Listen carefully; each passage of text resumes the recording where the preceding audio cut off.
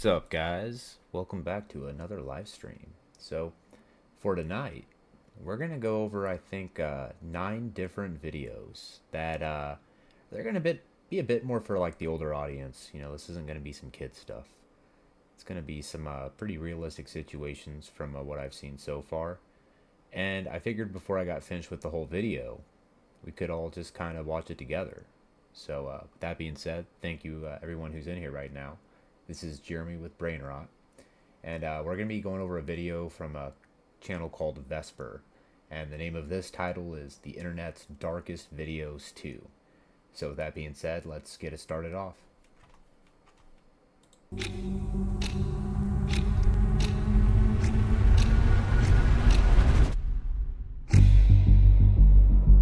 June 27th, 2019. It was a busy afternoon at the 69th Street Red Line Station in Chicago. On duty that day was an experienced train operator who'd been guiding trains through the city since 2006, without a serious incident. But on this particular day, something was different. He was distracted. Surveillance footage captured him looking away from the tracks, smiling and gesturing, completely unaware of the tragedy that was about to unfold. At the same time, Fallon Smith, a 37-year-old mother, accidentally dropped her phone on the railway tracks, the very same tracks where the operator's train was approaching. You can see her searching for it in the CCTV footage on screen, and when she finally spotted the phone... Yeah, see, now I can already tell this is just not going in a good direction at all. Could you guys imagine, like, if I dropped my phone on the train tracks, I definitely would not go down and get it. Like, I would probably just call a maintenance guy, because with my luck, the train's coming right around the corner, and it seems like that might be what happened here too. So she made a split-second decision to climb down and retrieve it. As she did, a nearby security guard warned her to get off the tracks. But with the noise of the busy station, it's unclear if she heard him. She grabbed her phone and rushed towards a service ladder, but it was too late. Meanwhile, the train operator remained distracted. In an instant, his demeanor changed as he realized what just happened. His train had just collided with Fallon Smith, who did not survive. On July 3rd, 2019, the CTA announced that... Yeah, that face definitely went from like being really happy and laid back to just like, wow, I just fudged up. The termination of the train operator, citing a violation of operational guidelines. Surveillance clearly revealed that he was not paying full attention to his duties. However, it remains unclear whether, even if the operator had seen Fallon Smith earlier, he could have stopped in time. Nonetheless, Fallon's sister, Brandy Martin, expressed outrage, not only at the train operator, but also at the lack of action from bystanders and security personnel. I knew what the last 18 seconds of her life was like, but I'm traumatized. I'm hurt. I'm disappointed. Sadly, incidents like this are not isolated. Chicago's railways have seen several major accidents over the years. In 2014, a Blue Line rail operator fell asleep while guiding a train into O'Hare Station. Surveillance footage shows the train hurtling past the end of the tracks and crashing up an escalator, leaving over 30 people injured. The female operator now admits she fell asleep at the controls and didn't wake up until Oh, did you guys hear that? Let's go back real quick. A what operator? Surveillance footage shows the train hurtling past the end of the tracks and crashing up an escalator, leaving over 30 people injured. The female operator now admits she fell asleep Just joking, guys. at the controls and right? didn't wake up until moments before the crash. Keeping transmissions alive has become our art form. If you haul Keeping heavy, transmissions live where it's alive. hot. Come on. Though two of the city's worst rail disasters occurred decades earlier. In 1972, a catastrophic collision between two commuter trains resulted in the loss of 45 lives and left over 330 injured. Then, in 1977, a derailment in the central business district caused over 180 injuries and claimed 11 lives. Even with advancements in safety and awareness, How many of you guys in the chat actually even take trains on a daily basis? I rarely ever take the train, ever. Accidents like these, though less severe, continue to happen, serving as a harsh reminder of the ever-present risks on our railways.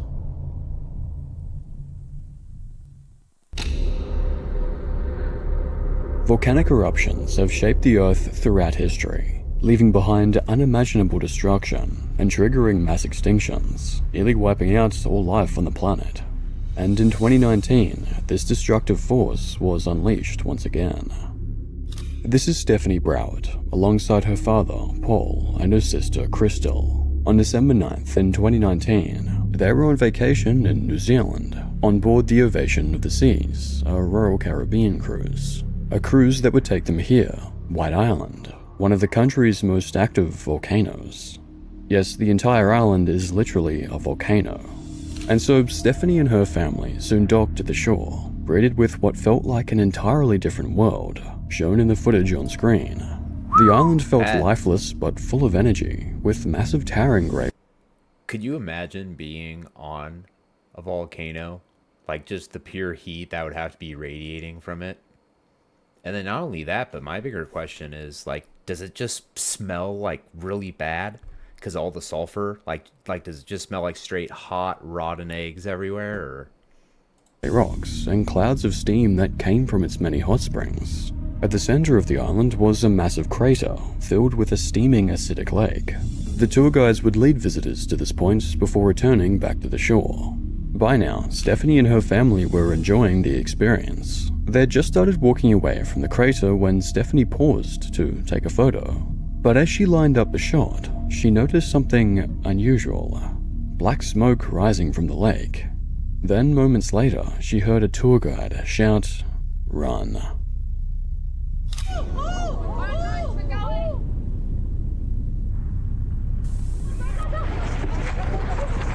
oh yeah, no way. There is no way. Like, see, that's the thing though, is that's just like the people that climb Mount Everest. Like, do you guys know how many people pass away on a yearly basis from doing stuff like that? You know, it's like, it's cool, but it clearly comes with its risks. Like, yeah, you can go explore a volcano, but hey, keep in mind, while you're on it, if it's active or showing signs of being active, it might be your last place you visit.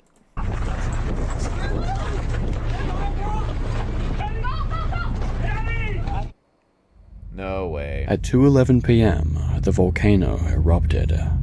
A massive shockwave sent people to the ground as an acidic cloud of poisonous gas, boiling water, and ash shot 12,000 feet into the air. In seconds, almost everyone was engulfed in scorching smoke. The island became an oven, and those closest to the lake lost their lives instantly. Stephanie could barely breathe, her entire body overwhelmed by the heat of the toxic fumes. Time stood still. Until, at last, that would suck. That's like getting air fried.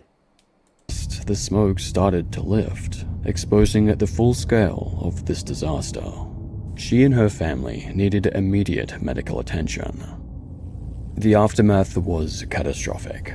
Stephanie had third-degree burns to 70% of her body and ended up receiving skin grafts from 12 different people. And tragically, both Crystal and Paul succumbed to their injuries. In total, 22 people out of the 47 on the island during the eruption lost their lives. And what followed was a grueling recovery process for all survivors. Stephanie later appeared on 60 Minutes to talk about her experience and honor her sister, Crystal, and her father, Paul, as she adjusted to life after the tragedy. Could you imagine, like, not only going through that, there being footage of it, and then you're the only one who makes it back?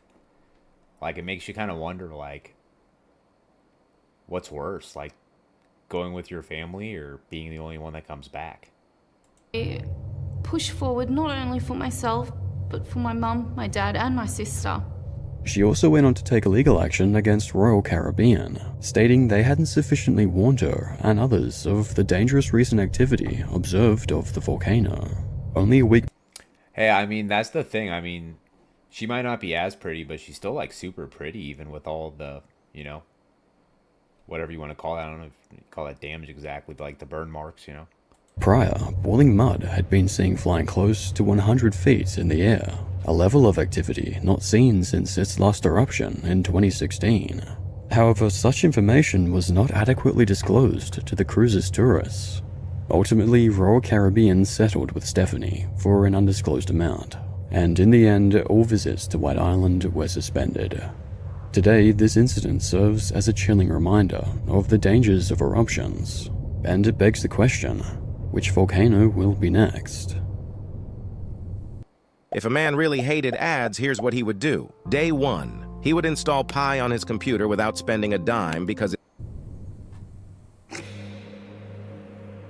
T-minus 10, 9, 8, 7, 6. We have main engine start. 4, 3, 2, 1, and liftoff. Liftoff of the 25th Space Shuttle mission, and it has cleared the tower. SDS-51L, NASA's 25th Space Shuttle mission. The Challenger launch on January 28, 1986 was a major spectacle, watched live by countless people. With a crew of 7, their goal was to deploy a tracking and data relay satellite, and to also study Halley's Comet as it went past the Sun. What also made this flight so interesting to the public was that one of the crew was actually just a civilian, not a trained scientist or astronaut. This was Krista McAuliffe, a teacher from Concord, New Hampshire. She was part of the Teacher in Space project, chosen from 11,000 applicants who wanted to take part in the flight. As a result, she received a lot of media coverage. Huh. I actually never knew that. I didn't know that they let just like a regular civilian on. I mean, I'm sure they still probably had to put her through like all the different training and getting your body ready for, you know, takeoff and all that stuff, so. The president said the first private citizen is going to be a teacher. I remember Steve saying, well, you've got to apply. This would be wonderful. Did you think you had even a prayer? I really didn't. I was almost doing it kind of like when you play the lottery. If you don't play it, you don't win.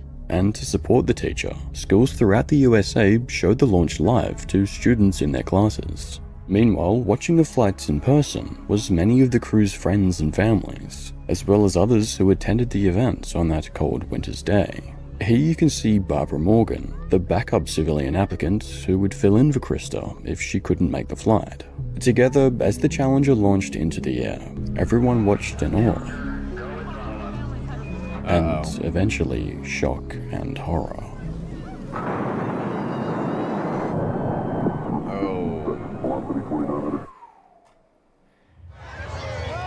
That's what NASA stands for, right? Need another 7 astronauts. Picture you were just seeing is Christy McCullough's parents watching in horror. These are the students from her school. That's not right. That's not right. That's not right.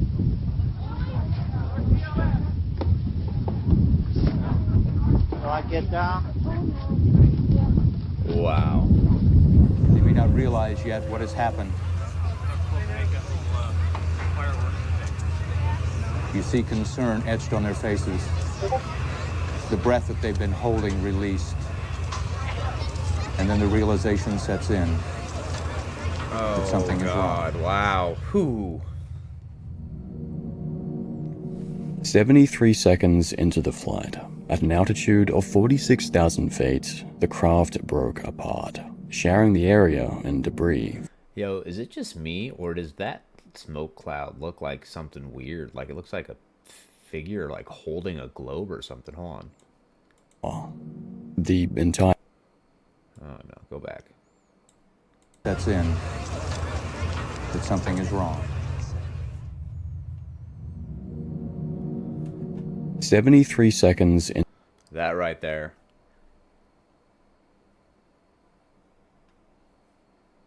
Into the flight.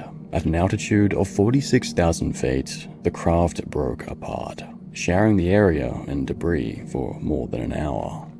The entire crew had passed away.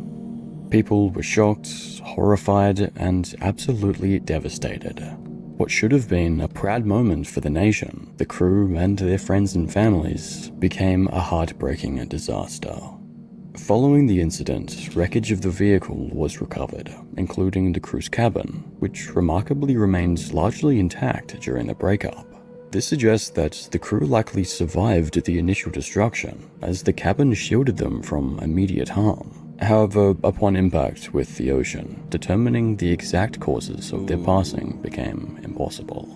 According to NASA, it's believed that they succumbed to oxygen deprivation, or the force of the impact shortly thereafter.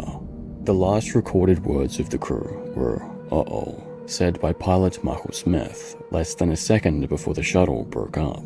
All data after this point was lost, though evidence retrieved from the cabin's wreckage suggested that at least 3 emergency air packs had been activated out of the 4 recovered.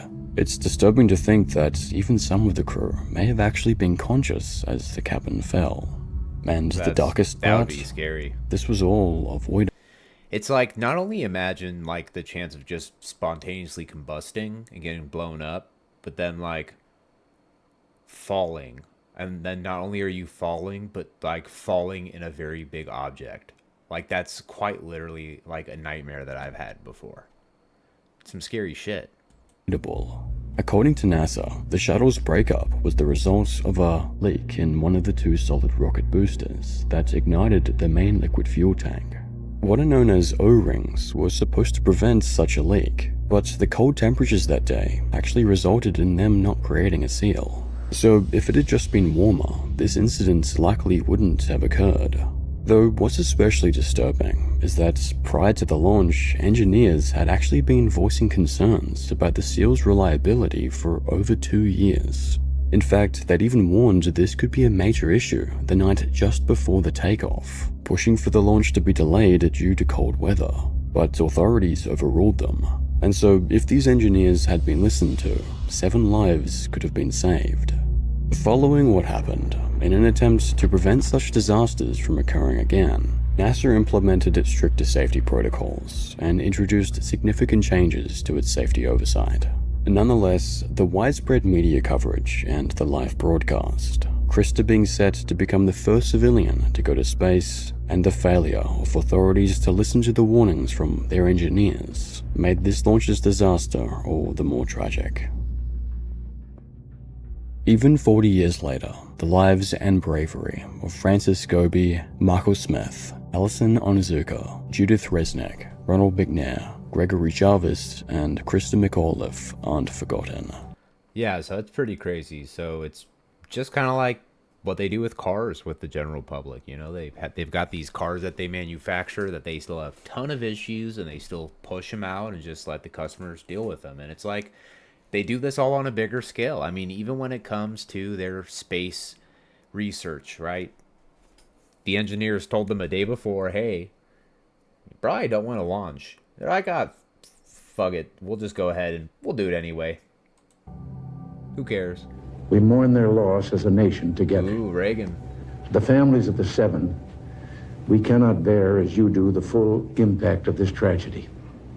But we feel the loss, and we're thinking about you so very much.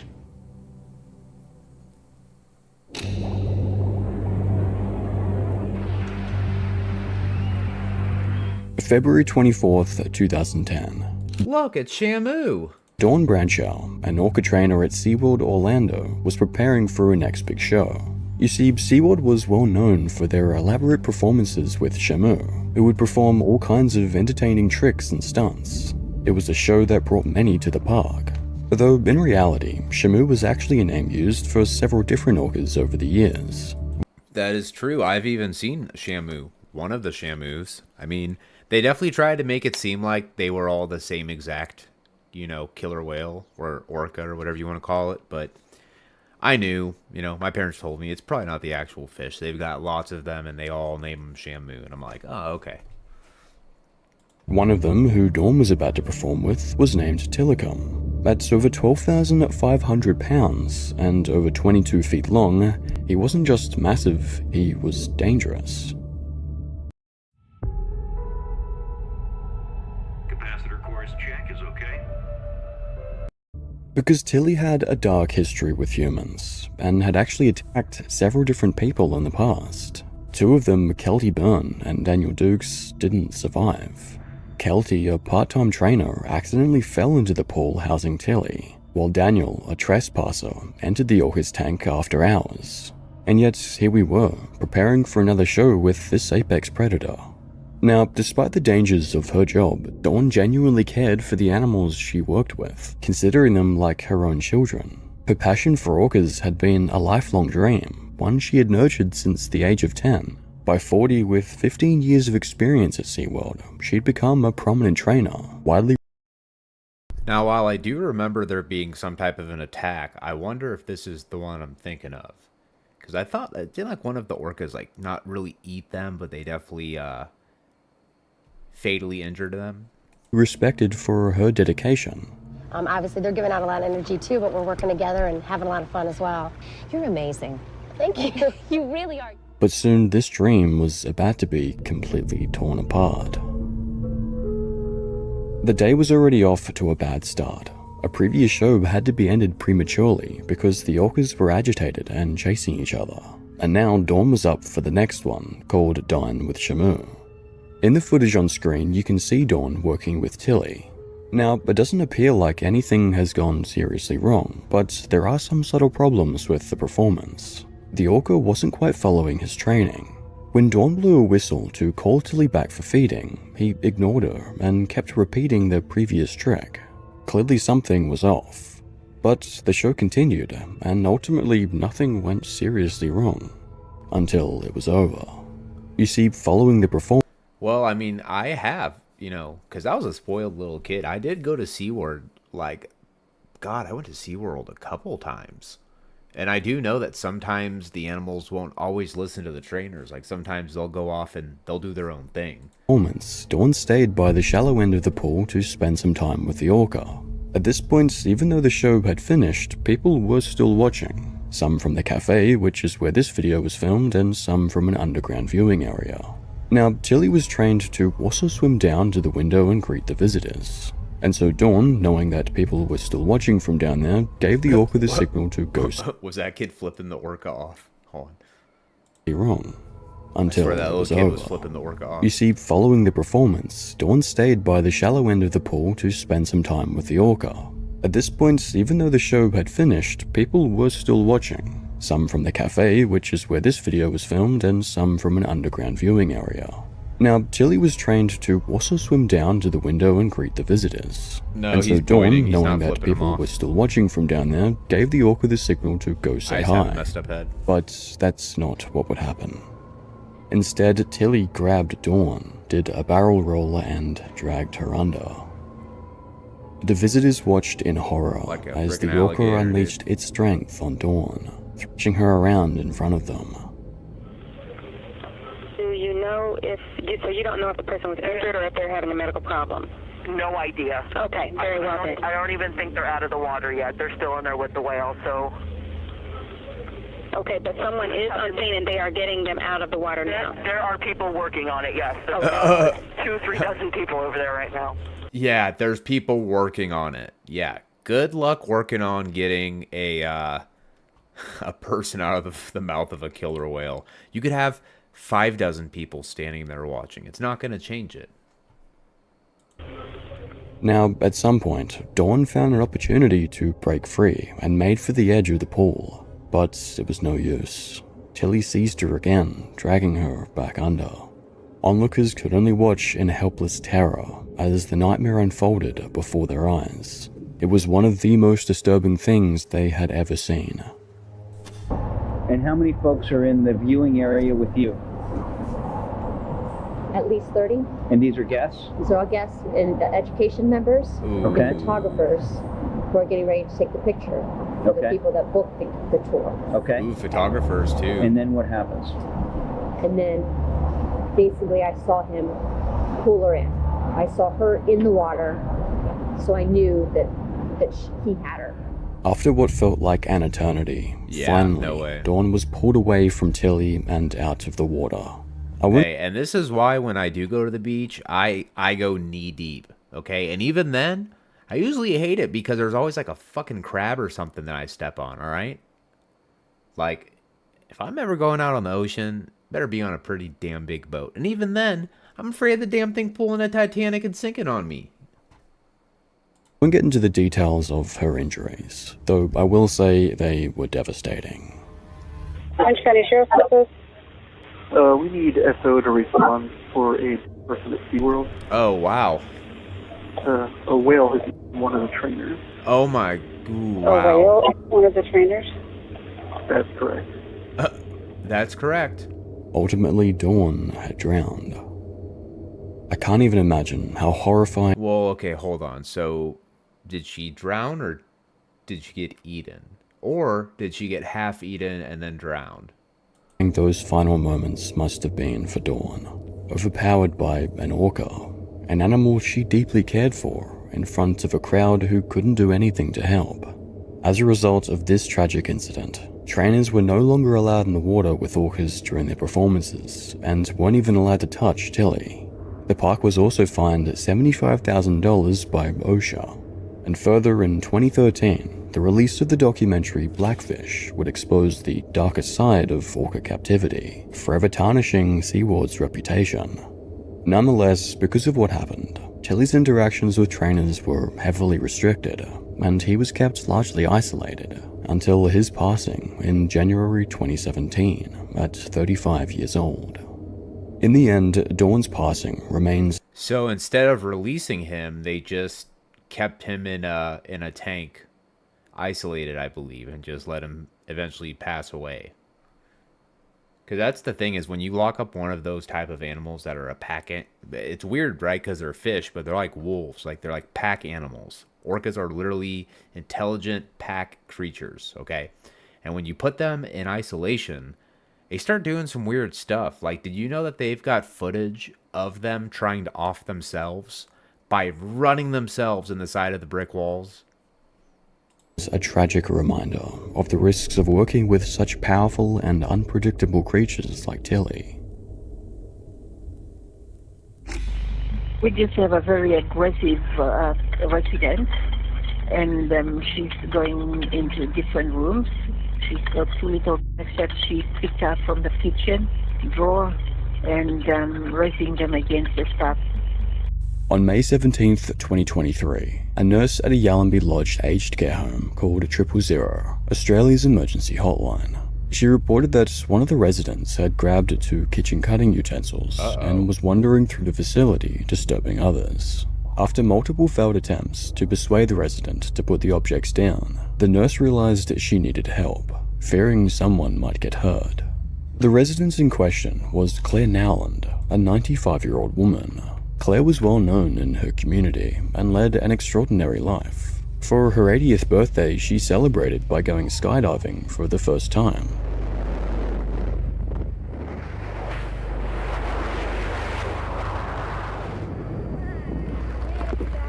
Yeah, I don't care how old or young I'll ever be in my life. I am never jumping out of a perfectly good airplane.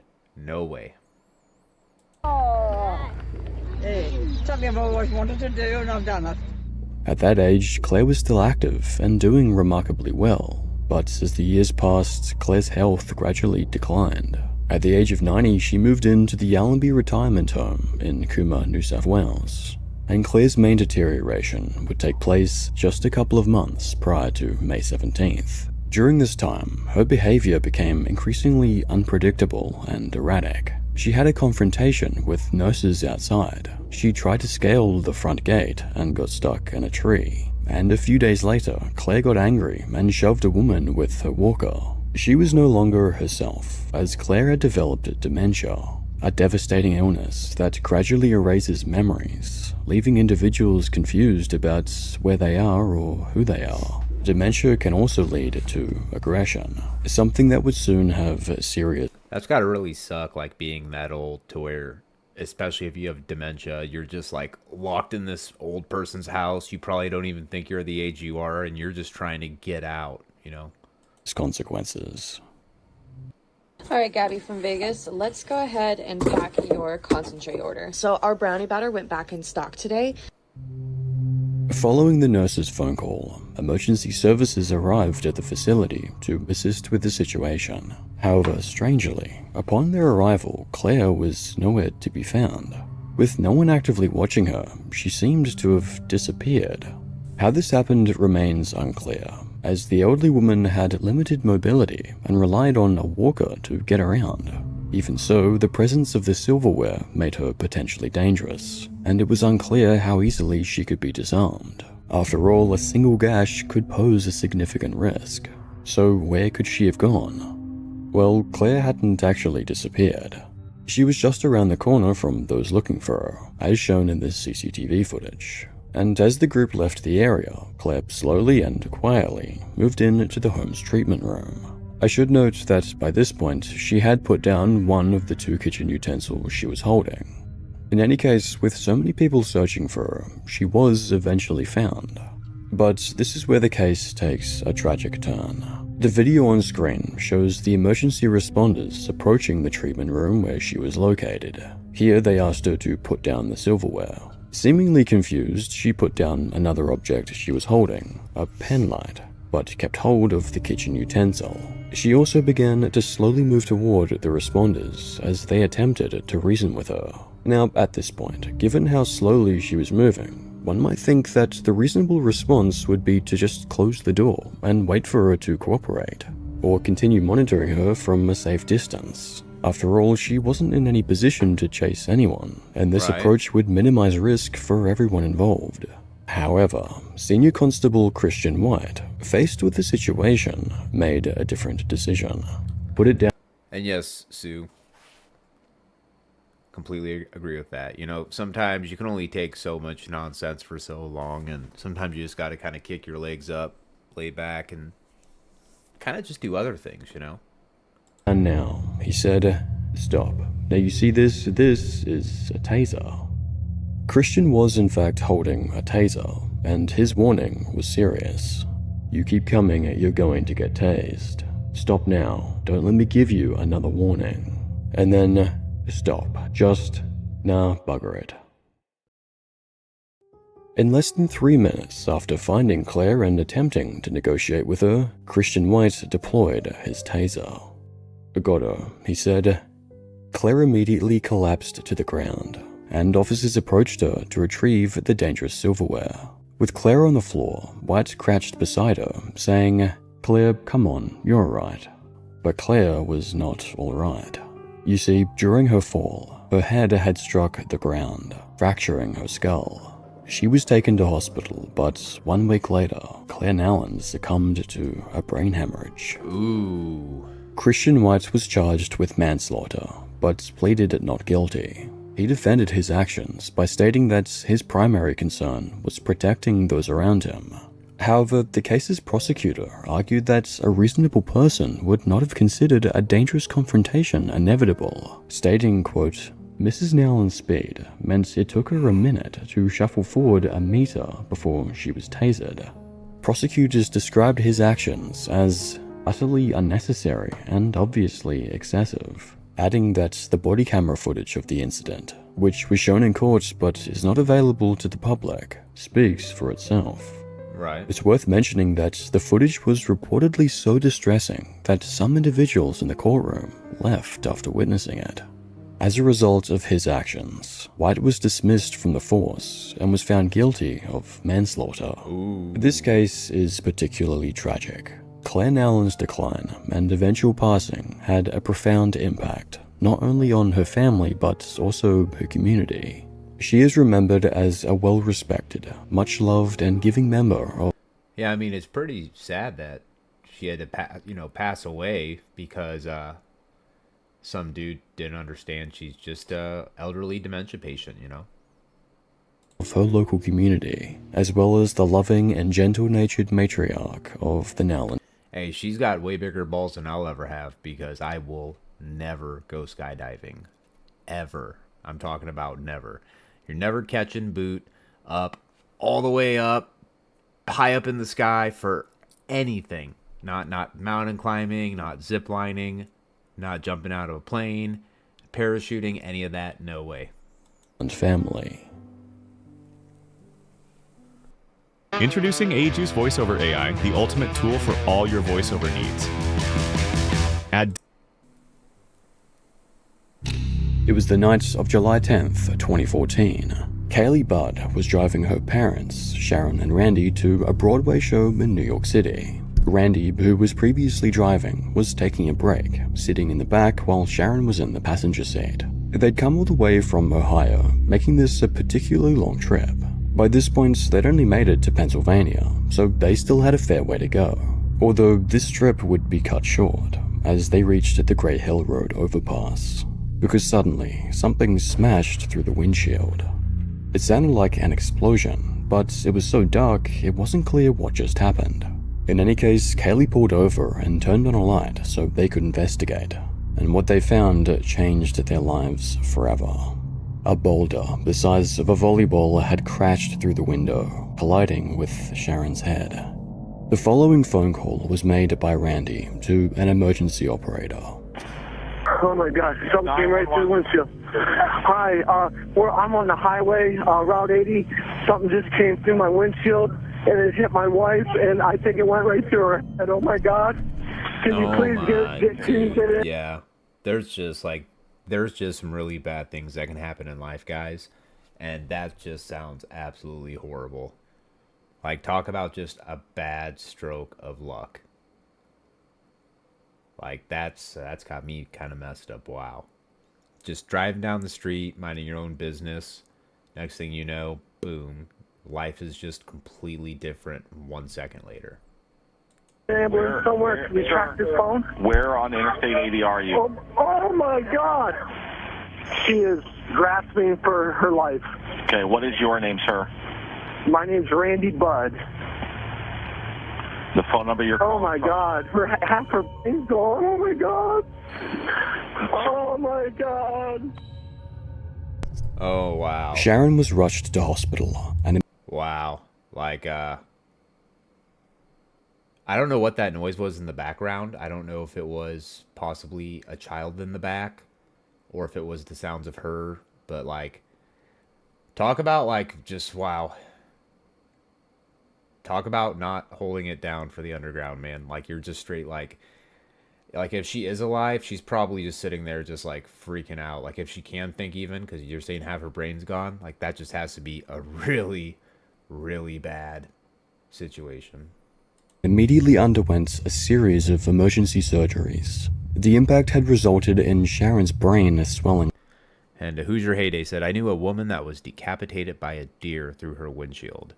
Yeah, that's crazy. I mean, I've heard stories of people who, like, when they were drunk and they are throwing up outside the side of their car and people, like, swerving. I heard a story of a girl that had her head completely taken off because as she was throwing up, her boyfriend accidentally clipped a road sign at the exact same time. I mean, there's some really messed up stuff that can happen. Rapidly, and so a large piece of her skull had to be removed. Randy and Kaylee were then told, call your loved ones, she's probably not going to make it through the night. But Sharon, as a former cancer survivor, was strong, and with the exceptional treatment of her doctors, she, against all odds, actually managed to survive. At a cost. Doctors had to remove a large area of her brain, parts of her face, and she was left blind in one eye. And the section of her skull removed was replaced with medical-grade plastic. Not only that, Sharon was left severely disabled. Following the incident, she required 24-hour care and intense rehabilitation, having to relearn how to speak and walk. So how is it that a volleyball-sized rock ended up hitting the family's car? Well, it wasn't an accident. You see, as the attack happened, Kaylee had been driving under an overpass. Oh. And on that overpass were 4 teenagers. It gets deeper. That's horrible. Oh, wow. Yeah. So I said this was going to be dark, guys, but I didn't realize it was going to be this dark. Wow. That's, all right, let's see what happens. Teenagers who had just been vandalizing the area, hitting windows with a baseball bat.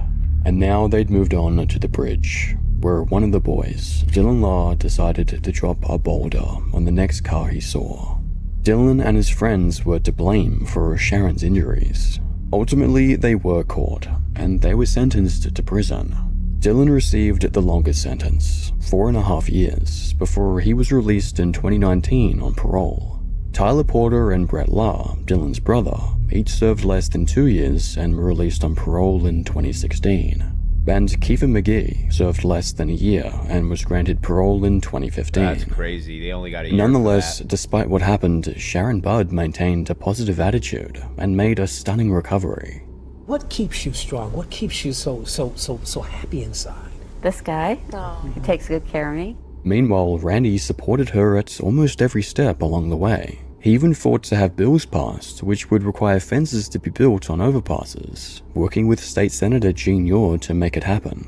We strongly believe from the get-go that if there's protective fencing up on that highway, I probably wouldn't be sitting down here talking with you today. Randy actually succeeded, getting a bill passed in his home state, Ohio. It's done. We won. We got it done. Not bad.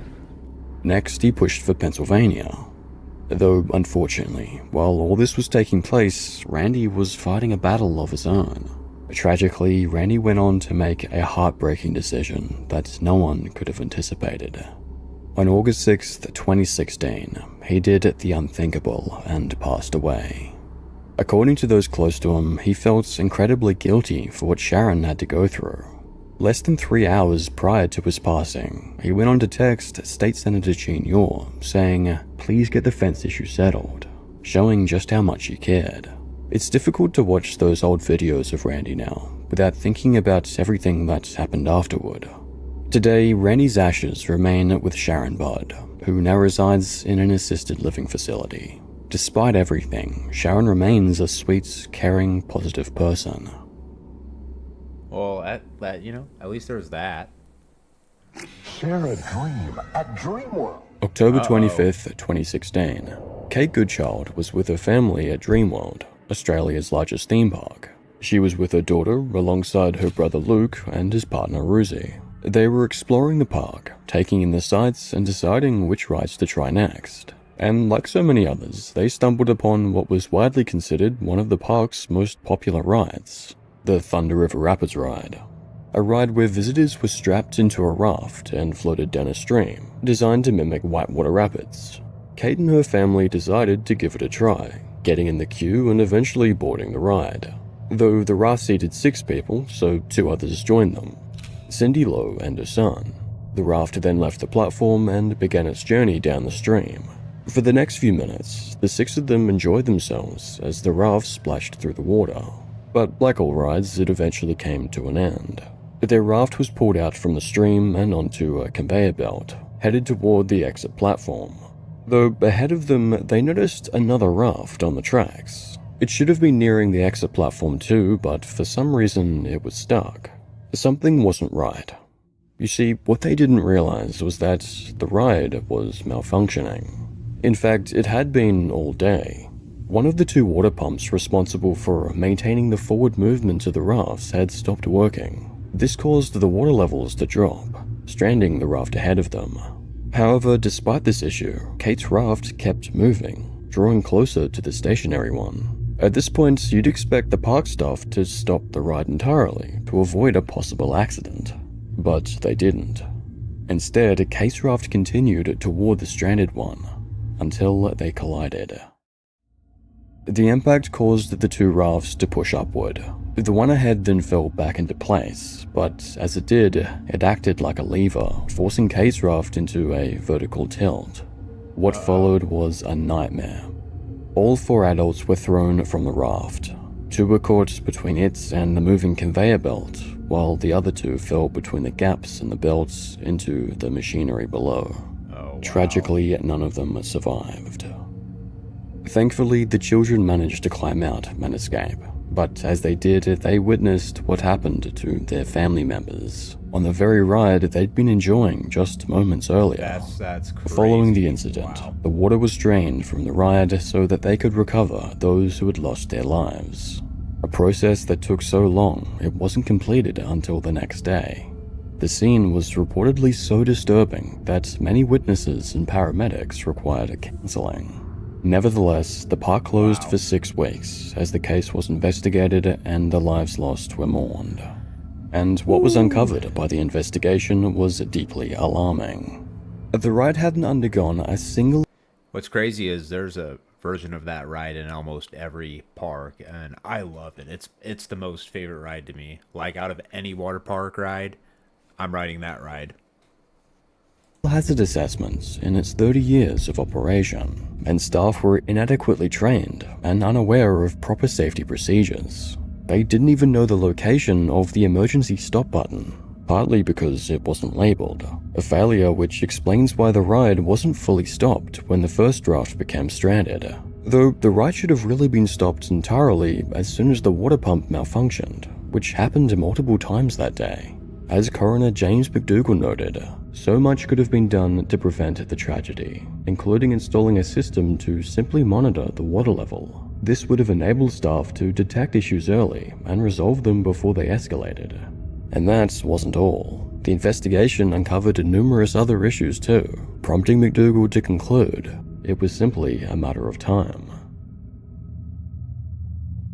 As a result, Ardent Leisure, the parent company of Dreamworld, later rebranded as Coast Entertainment Holdings, was fined $3.6 million and their CEO resigned.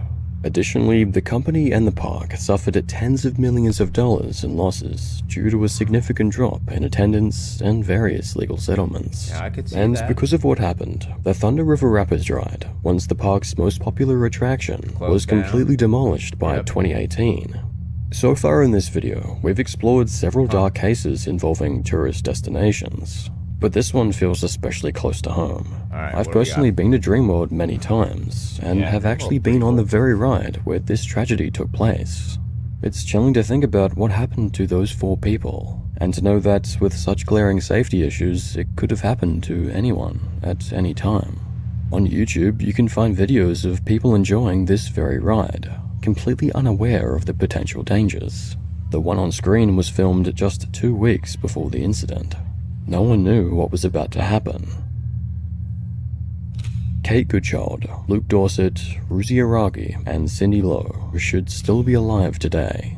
Tragically, due to incompetence and negligence, Kate's and Cindy's children must now grow up without their mothers. Today, a memorial stands in remembrance at the park where this tragedy unfolded. Said they made a smoking section and dedicated it just to them. Yeah. It was October 1st, 2017, There's Vegas. the last day of the Route 91 Harvest Music Festival in Las Vegas. To many it was a fun experience, a time to sing and dance with friends and family. But at 10:05 p.m., everything changed. It was the final act of the night.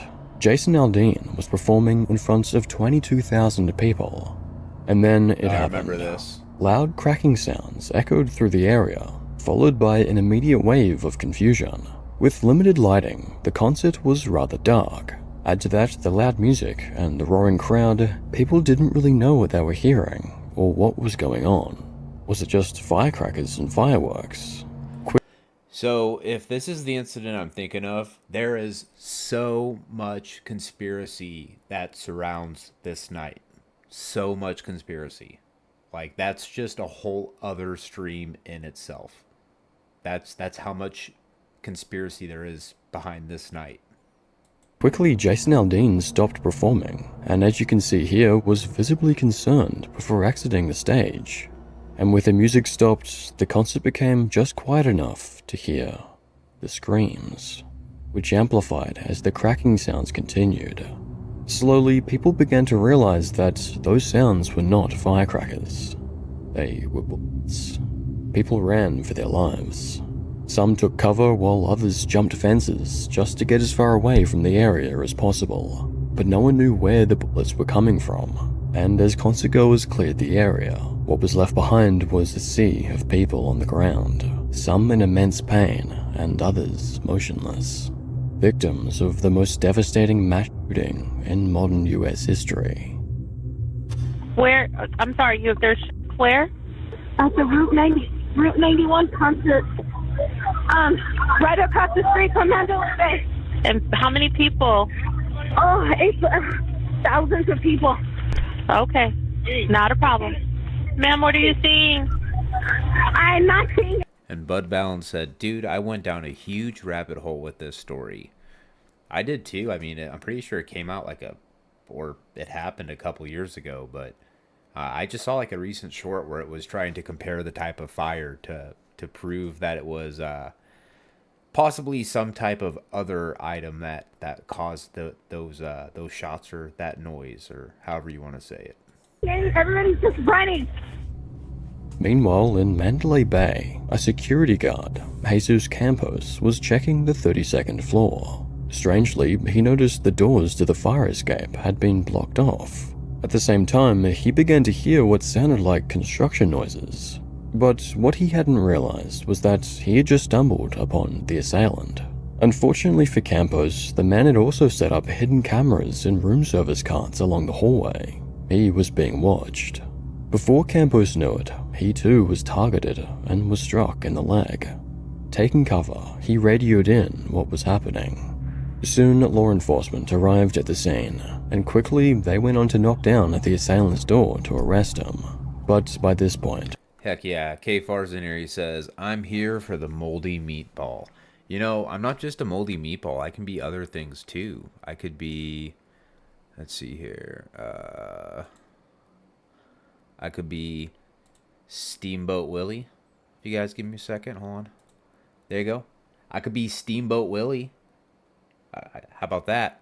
I could be the original Mickey, Steamboat Willie. The perpetrator had already brought about his own end, ensuring he would never face justice, and leaving behind a trail of destruction. The firing lasted over 10 minutes. In that time, over 850 concertgoers were injured, and 60 people would go on to lose their lives. The man responsible was 64-year-old Stephen Paddock.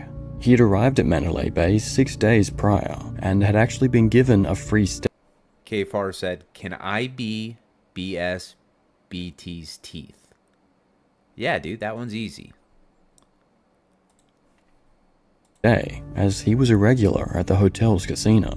During his stay, he brought in over 20 pieces of luggage containing 23 firearms and over 6,000 rounds of ammunition. Paddock went on to fire over 1,000 bullets.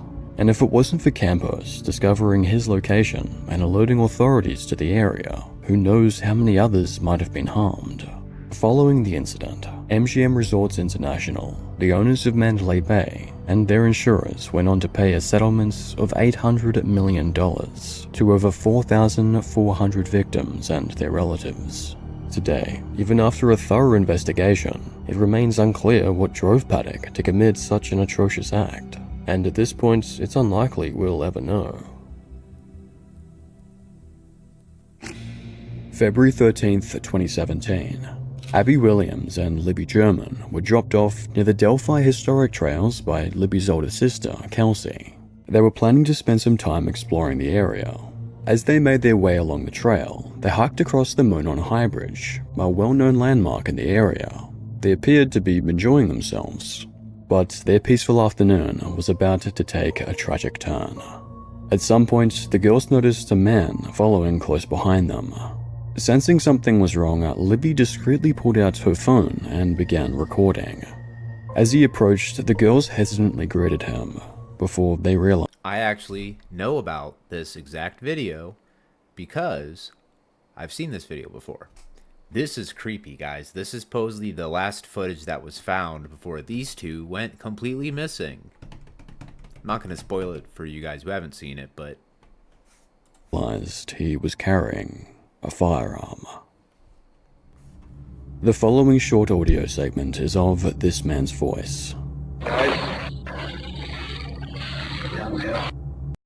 Booking.com has all kinds of stays because some love a rustic cabin.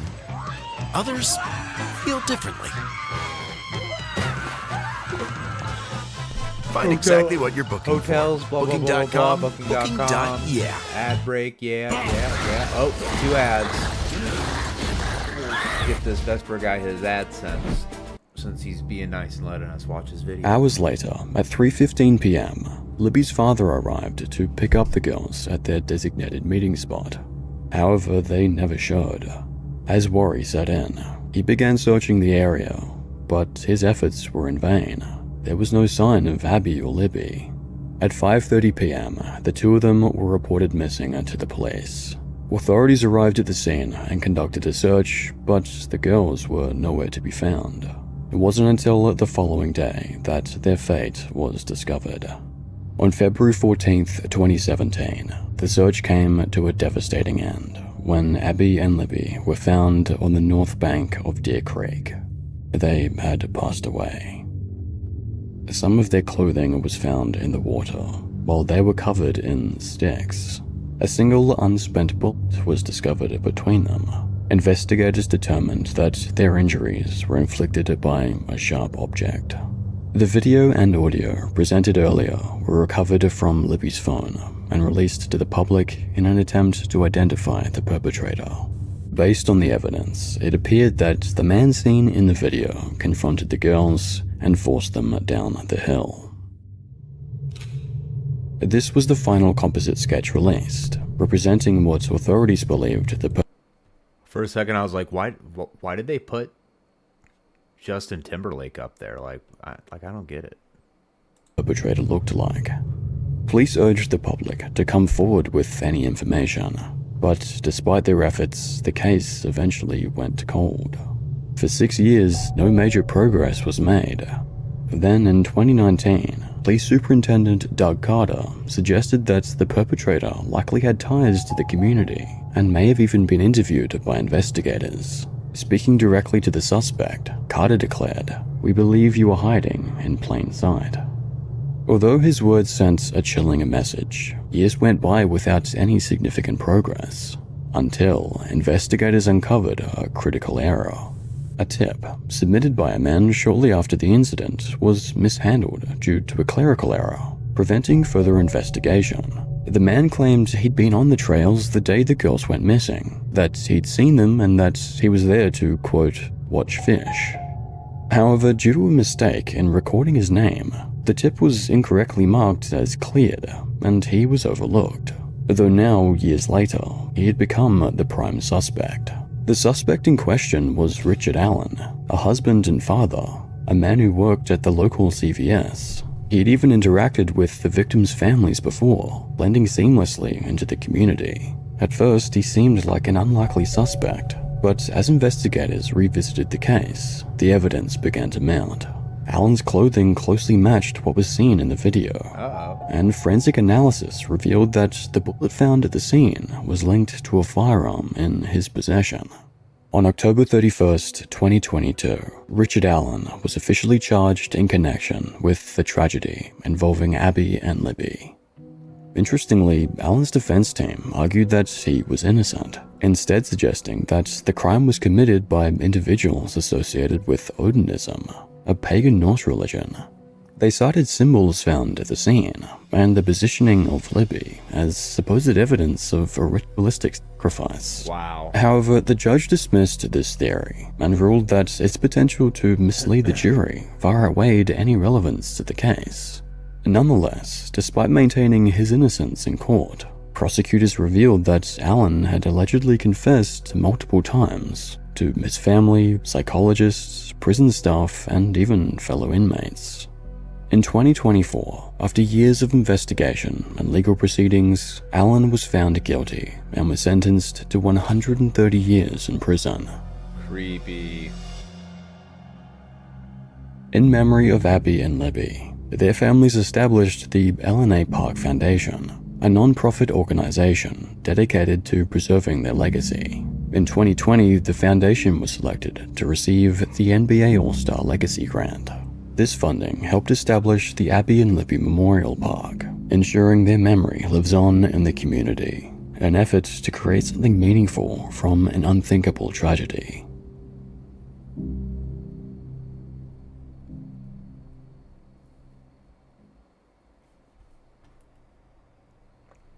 All right, guys. Well, that was. We're not taking care of him. We definitely are not housing that dude. That's foster excuses from a lot of people lately. So, Anyone heard of a game called That's Not My Neighbor? Just thinking about going ahead and playing around of that. And then after that, probably cutting it out. But let's let me see if I can get this to come up.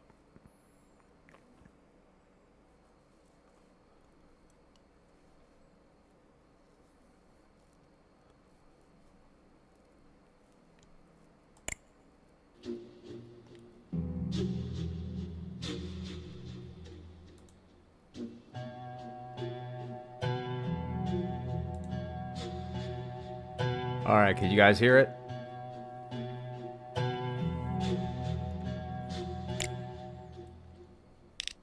All right, so basically this is a game where you have to spot inconsistencies.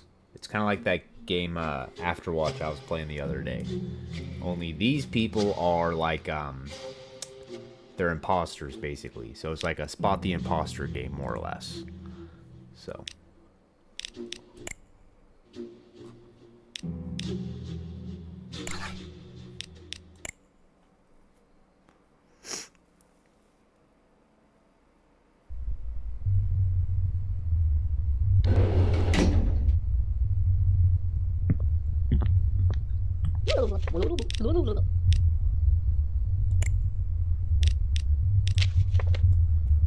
alright, we got Nacha, Michaelis. Alright, Nacha, Michaelis. Floor 2, number 4. Okay, left eye green, right eye blue.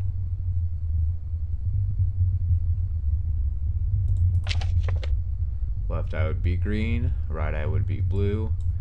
Okay, let's see if the numbers match up. 7896 53665. Alright, we've got that right there. Okay, it says she's a chef. Let's question her.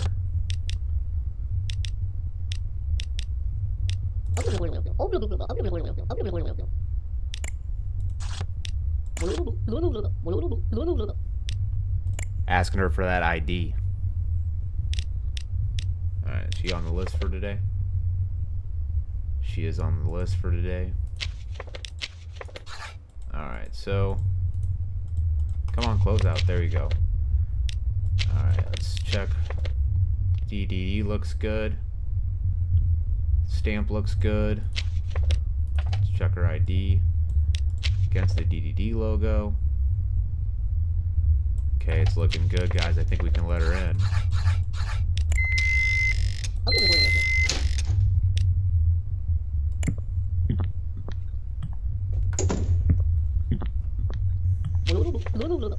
Uh-oh. Well, now I'm worried because... Uh-oh. Same exact girl? Alright, this means that, left eye's green, right eye's blue. Uh-oh. I let someone in I wasn't supposed to. 7896536665. Apartment is 04 on floor 2, so that's right. The DDD looks right, the stamp looks right. No, okay, let's call their house. If no one answers, that means I let the imposter in and they took out every single person. So their phone number is 1346.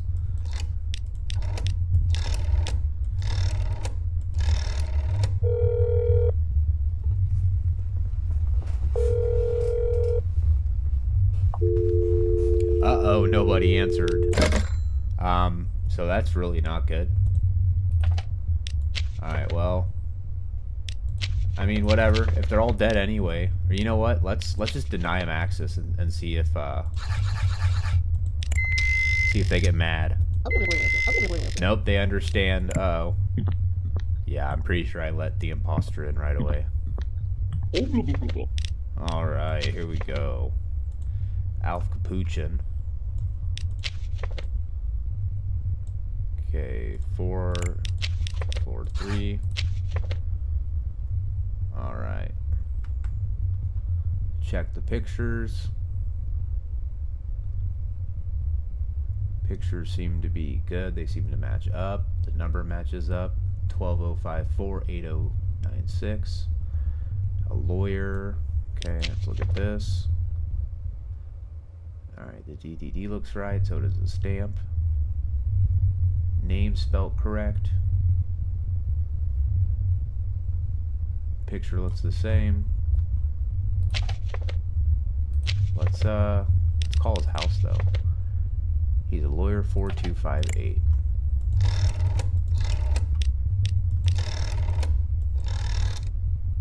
Come on.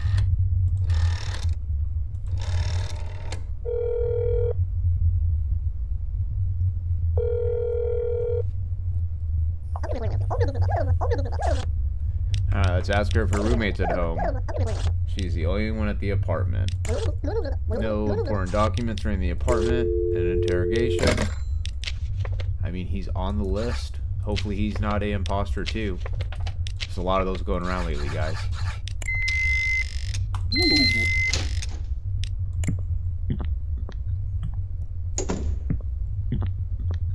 Hello or whatever. Man, you better have a ID. There we go. Alright, Anastasia, Michaelis. Oh, it's the sister. No, no, no. I cannot send her home. I cannot let her go in. That's the girl with the, yeah, see? No.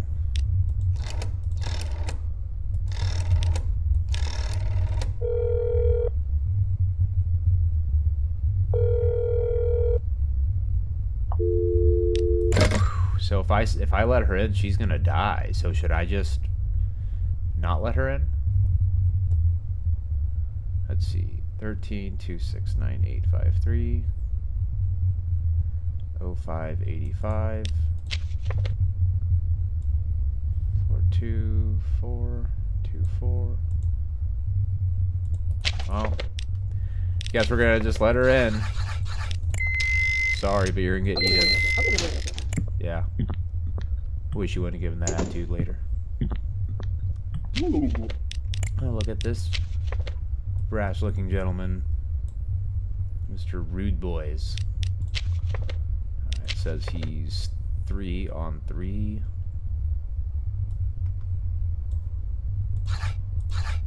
Three. 96451618. Spelled correctly. And if you guys are seeing any differences, let me know, because I could be missing them. Now let's see. Eyebrows look all the same. I mean, he's wearing the hat. That's really the only difference. But DDD looks the same. Sticker looks the same.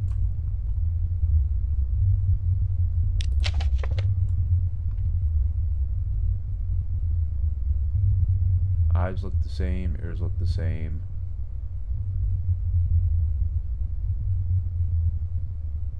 Can't tell if he's really got the line on his forehead because of the hat, but it looks like he might. Man, dude.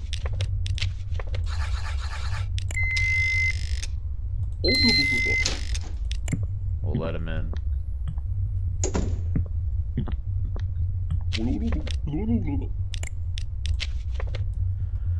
Alright, Roberski Peachman. Spelled the correct way on that too. Resident of the building, coming back from job as a shoemaker. He was on what? Floor 1, apartment 2. Alright, let's call him real quick. 2, 6, come on.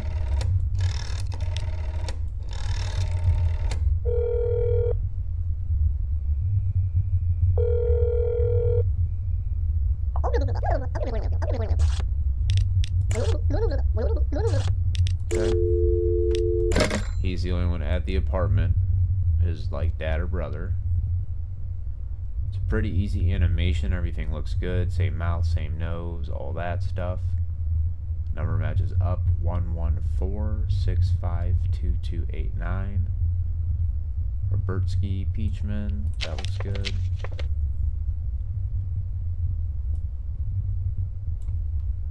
Let's see in the data. It says they're both shoemakers. Okay, guys, I'm gonna say this is good to go, really. So he's not on the list though. We gotta ask why he's not on the list.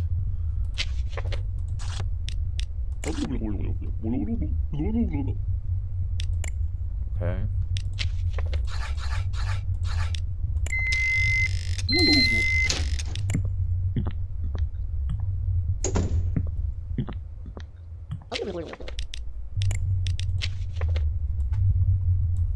Alright, Margaret Bubbles. Apartment 342. Okay, 103-268-014.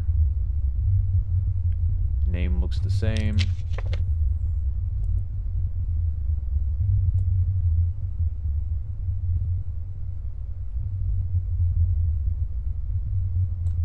I think since it doesn't say what she does, it's like, here, we'll find out. 6431, I think.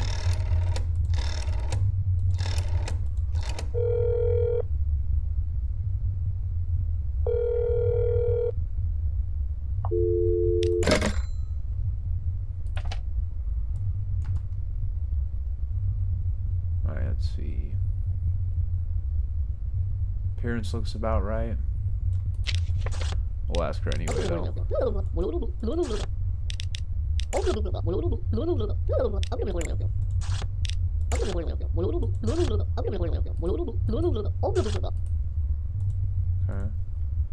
Is she on the list? She is on the list. We'll trick her and ask her why she's not. Okay. Well. Just let them all in, I guess.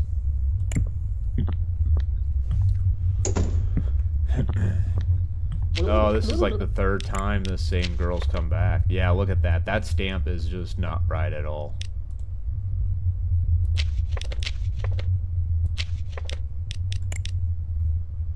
You know what? I'm gonna see if I can get them to get mad.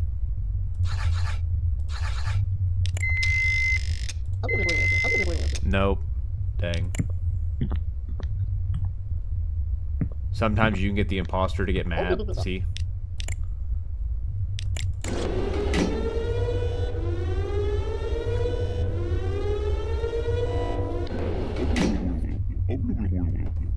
Thank you.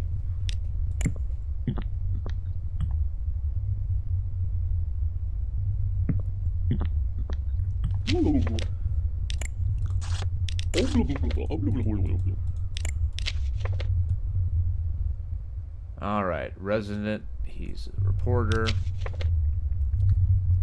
22 7332.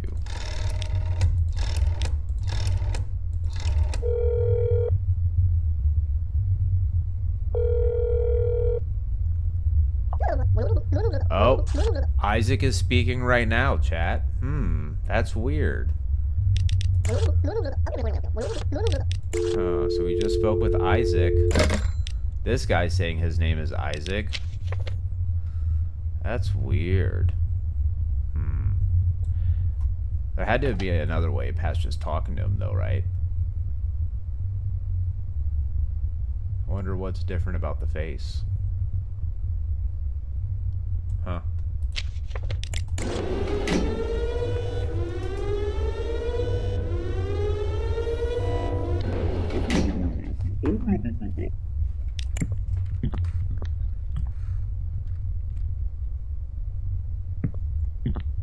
Whoa. Yeah. So if you guys remember, we already let this dude in. See, look. That one was pretty obvious, to be fair.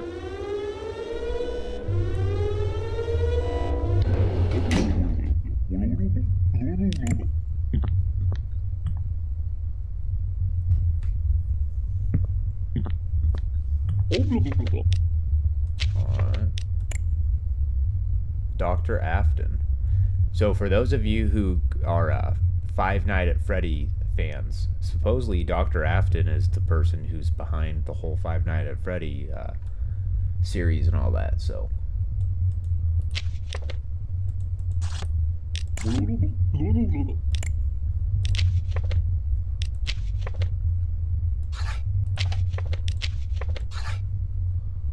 $14.25.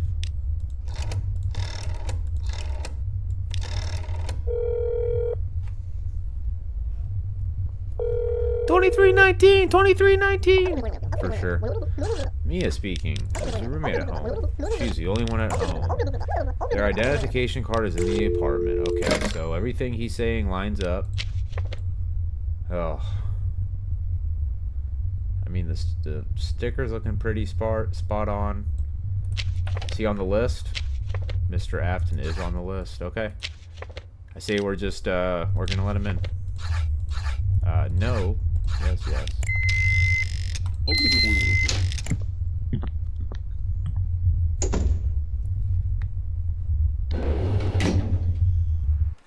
Alright, see how we did. Alright, so 2 doppelgangers were captured. 1 we let in, which I figured. 2 we denied entry, so they just didn't show. We did lose 1 neighbor. So, and that was that girl, for sure. So...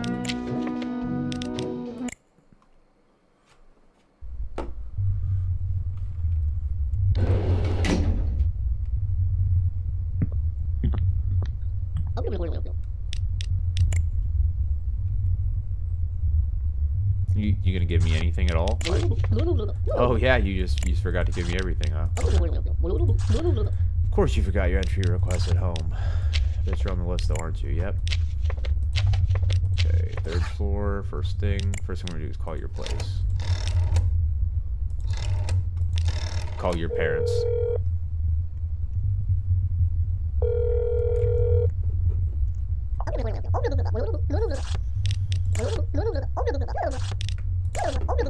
Forgot their entry request. Of course, how freaking perfect is that? 78956 4525.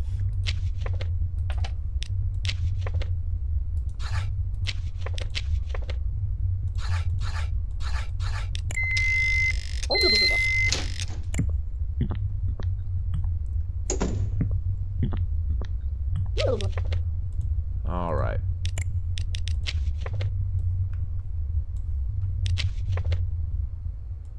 Resident of the building, coming from job as a model. Name matches right there. Floor 1, apartment 4. All right, let's see. Make sure the pictures match right there. Picture matches on that. Picture matches on that right there. Pretty sure. Yeah, that was just a little speck on my screen, so it's right. Okay, so they're both models. That all looks right. All right, let's give them a call. 6996.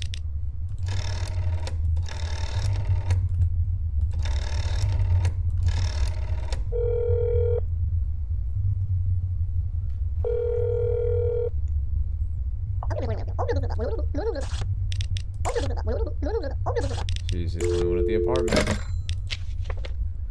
Celine is on the list too, so let's just look one more time. Compare everything as it should be. Celine's little hair is right at the top. She has square earrings, 1 mole. Alright, I say we're gonna let her in, guys.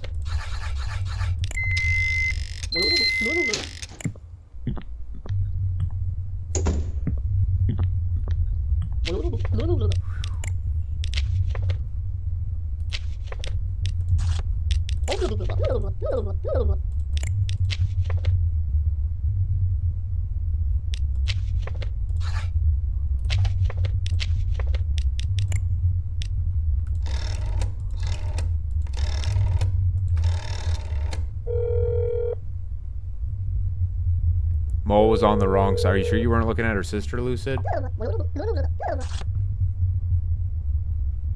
Going home. No documents. Let's check her ID. Let's check her ID. 768554596. Raft Ellen Capuchin. That's all spelled correct. Raft Ellen Capuchin. That's all right too.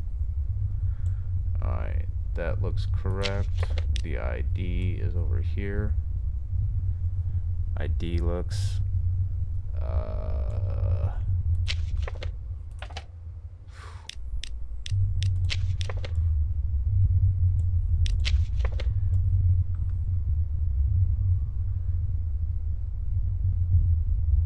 I mean, everything is looking about right.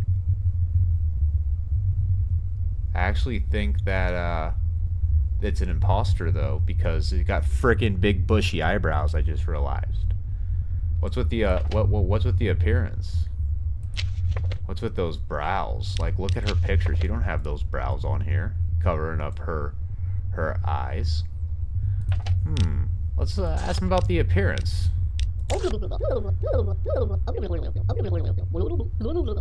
Huh. Yeah, no you don't.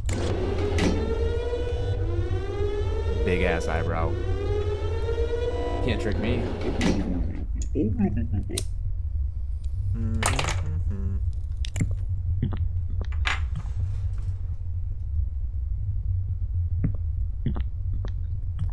Oh, this dude looks pretty creepy. Oh, of course you did, dude. Alright, Angus Caprini. Floor 1, apartment 3. Let's give him a call. 5513.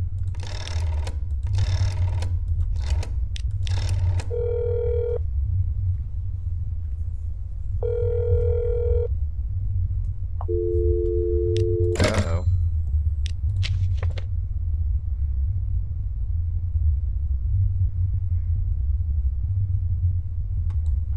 I mean, is he on the list? He is on the list.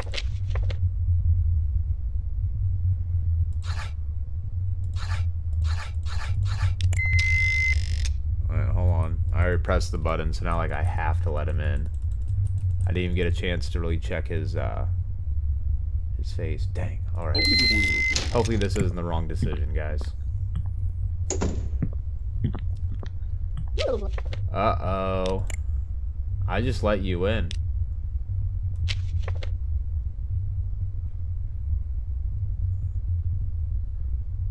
Didn't you forget your ID, I thought, a second ago?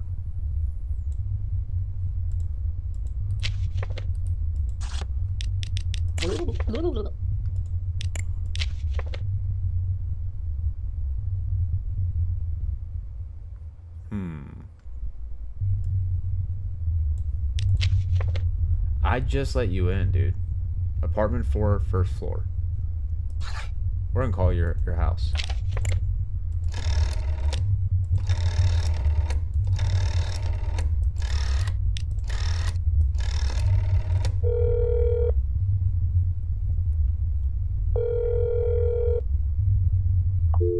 Oh, are you serious? Did I really let the imposter in last time? How? Everything checked out perfectly.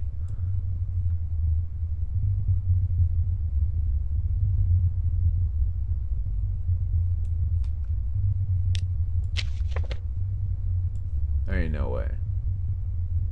I call shenanigans straight up. 7856-1329. George Celine.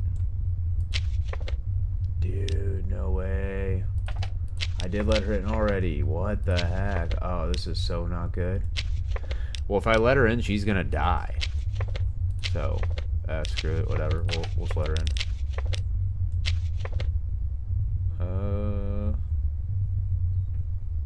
You know what, actually, we're gonna compare that real quick one more time to the...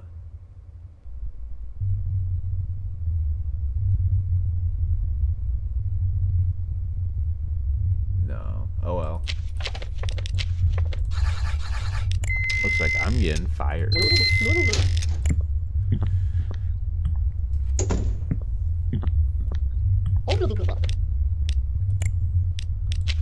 Oh God, Margaret Bubbles, back again.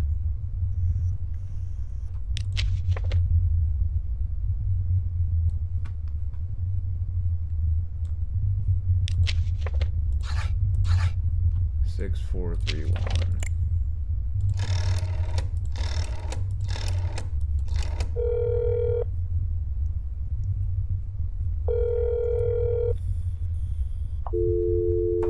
Oh, it's not helpful at all.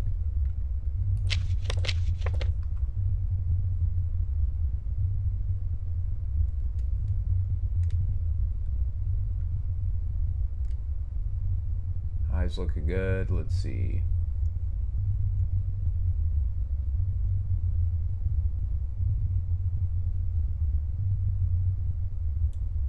Is she on the list? She is on the list. Right, I'm gonna mess with her.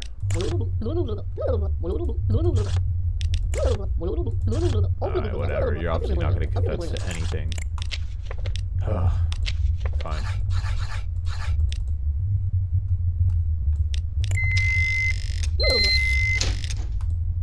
We'll let you in. Oh God, her again. This is a different game though, so I already got a feeling that stamp's looking off, so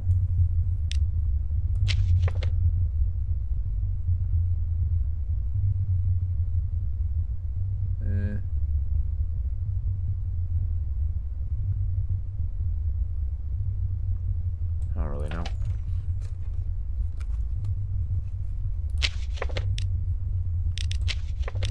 Let's see, 02, 04. Left eye green, right eye blue, just like in that.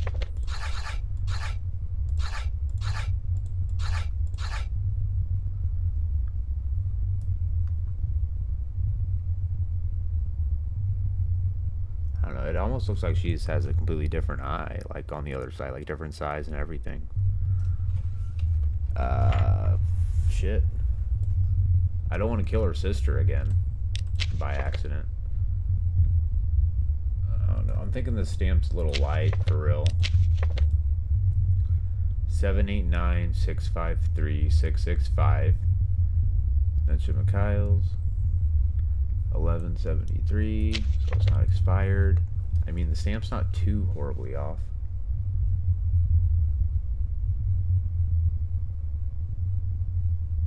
Sucks that these are black and white, because they could have like switched the color of her bow or something, you know.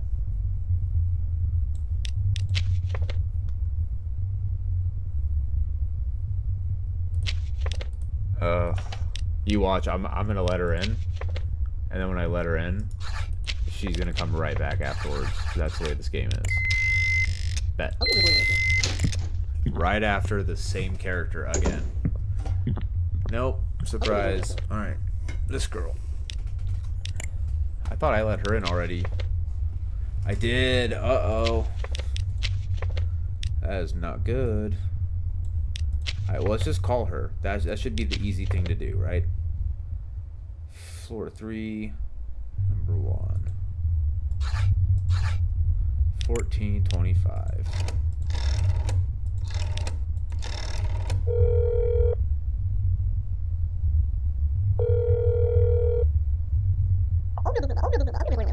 Oh, it's Mia speaking. Nothing, thanks. Locked up.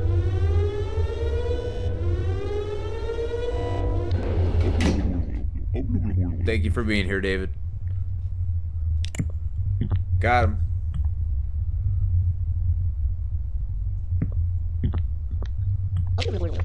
I'm pretty sure we already let you in. Your last one, though. Alright. Already. Kind of, no. It's looking alright. Okay, floor 3. Let's just call it 4258. 4258.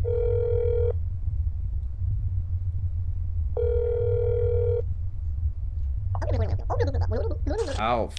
He's the only one. Alright. Actually, we did turn away her doppelganger last time, I'm pretty sure. She had the big old eyebrows, so. Honestly, if this matches up right here, this one's looking right. Just check the name and the numbers. Raftelin. 596. Okay, this is the real deal right here. After this, I bet the shutters go down and the game's over.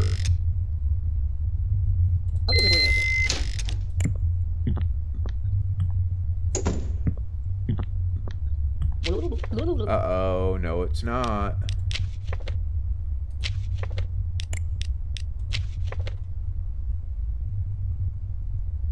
$1985, that's a long way ahead of time when it's only 1955 right now. Apartment 4142. Oh, let's call up there. 1346.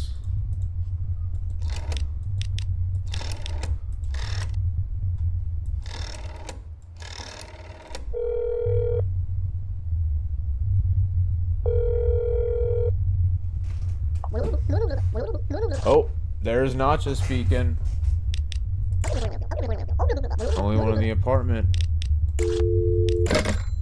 Alright, well, so Nacha was the right one, luckily. So we gotta make sure we do not let this imposter in to possibly kill her sister, so.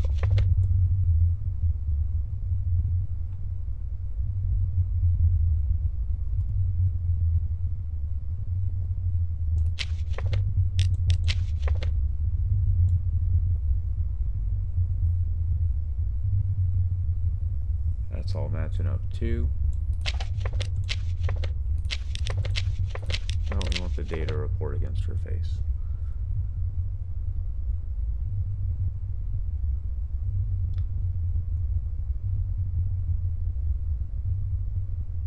Alright, everything else looks right. Ask her why she's not on the list though. Oh, okay.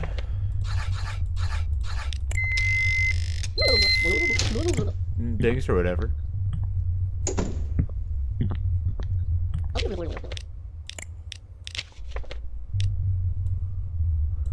Lois Slinsky.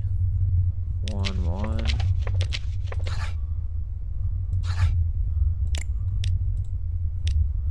Was what? It was 1152? Yeah.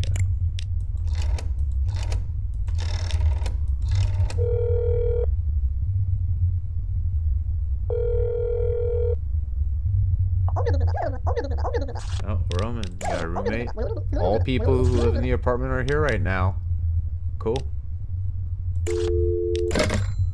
And with that being said, you're mine. I bet that's it, guys. I bet that's it, folks. After this, the blinds will raise, the blinds will lower, and it's nights out. Nights out, lights out.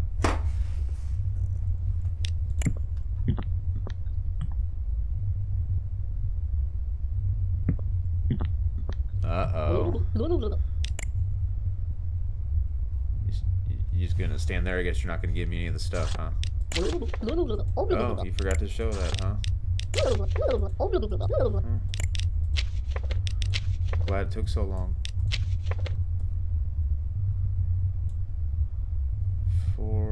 Let's see here. 3, floor 2.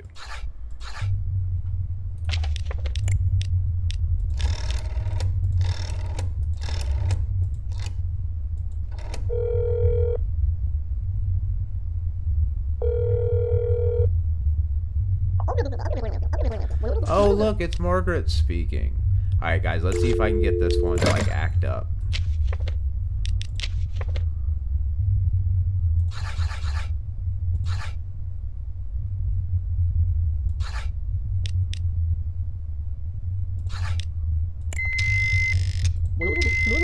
Oh, no, actually just left. Like I said, sometimes they'll get mad and they'll start baring their teeth at you. Doppelgangers entered, only one, but I got two people died though this time. So that being said, guys, I appreciate y'all for hanging out with me, watching those dark videos. Some of those were really messed up. But yeah, thanks for watching those with me, and thanks for playing this with me for about a half hour or so. So guys, once again, this was Brain Rot. Not sure what the next stream will be, but it'll definitely be in a couple of days. So